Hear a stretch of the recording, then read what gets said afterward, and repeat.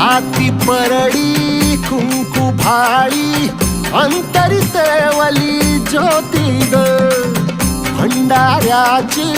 मुठ उधळली पाप जळली कोटी ग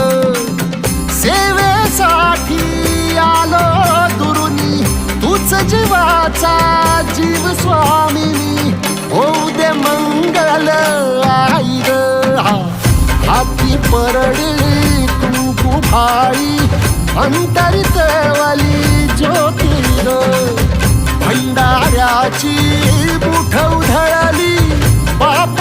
जळली कोटी ग